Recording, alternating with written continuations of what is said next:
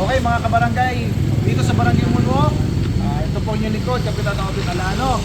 Makikita po natin ngayon yung ating multipurpose gymnasium. Halos patapos na po yan.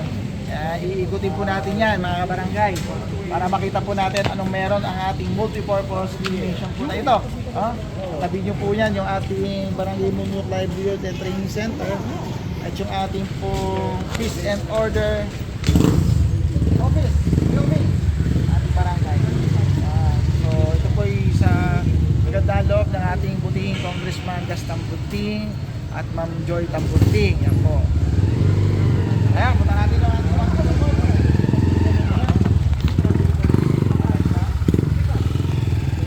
So ito po yung ating parking space, no? Part ng ating proyekto na multi-purpose. Kaya nga multi-purpose, maraming purpose. Main purpose, ating yung basketball court, volleyball court. Next is yung ating parking space, no?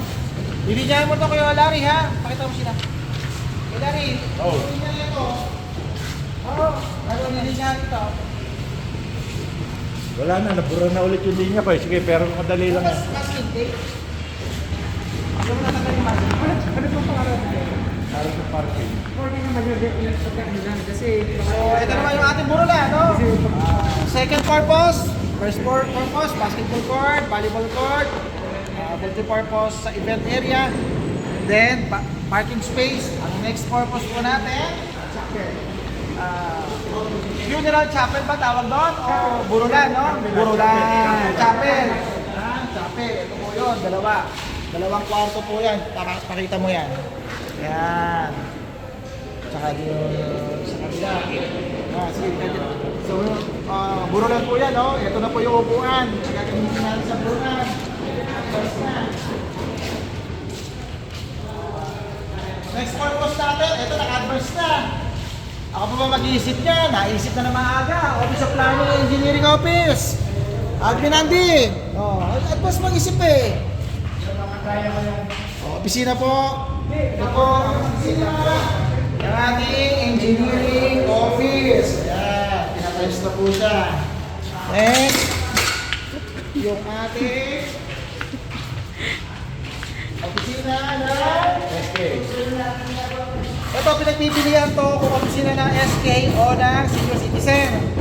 O magpa-finalize yung ating senior citizen. Siya mag-unang magpa-finalize. Either ito or yung isa. Ang senior citizen niya office to, ito magiging SK office. Okay, ito na magiging SK office. Ayan. Ito magiging SK office natin. Wala, pinanggal. Ilisa mo yan na. At yung ating quarters fire and rescue.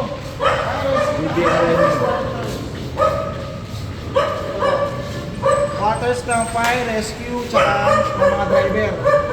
Ito natin natin. Siyempre yung ating pinaka-main purpose, basketball court at volleyball court, event area.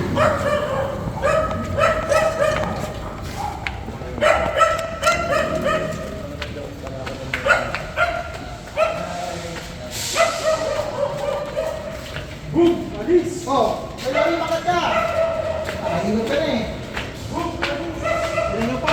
Tingnan nyo po kung saan madami. Gymnasium, ang laki-laki. Maraming salamat, Congressman Gas Tambunting, Congresswoman Joy Tambunting. Ito po, ang ginawa nating multipurpose dito sa Barangay Munwok Multipurpose Gymnasium. Dito natin lalagay yung mga bleachers po natin. Ayan, nasa phase 2 na po tayo, no? Phase 2 ng proyekto, lalagyan na po ng bleacher. Lalagyan po ng flooring, tabla. Tabla po ang lalagyan ng flooring po dito. Doon po sa kabila, bleacher. Doon po sa dulo, stage. Ang tanong kay Larry, admin natin paano yung goal mo? Ito, paano isi-set up yung goal? Movable. Naka-fix! Naka-fix na ba yan? Fix mo dyan! Bakit iba-iba mo ba, boy? O retractable?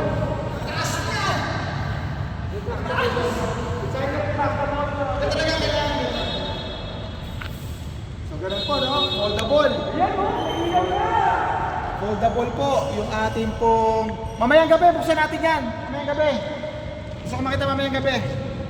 Foldable na goal. So, fold na ganon, fold na ganon.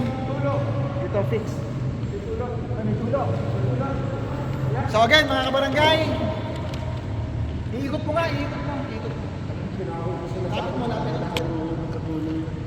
Bubong, ilapit mo. Bubong. Ventilation. Spray.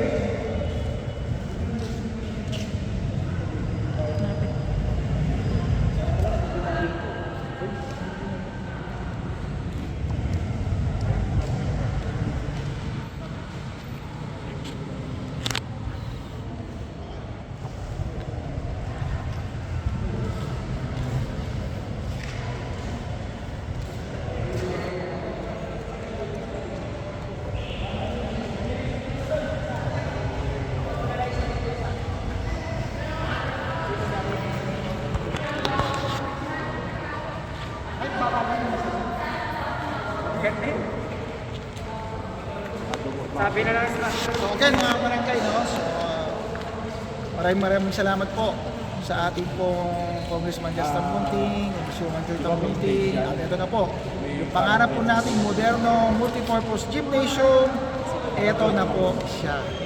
Maraming salamat po. Malapit na po itong matapos. Mapabalitaan po. Again, ito po yung likod, Kapitan Robert Alano ng Barangay Munok, isang masigla, masayang at maunlad na barangay. Maraming salamat po.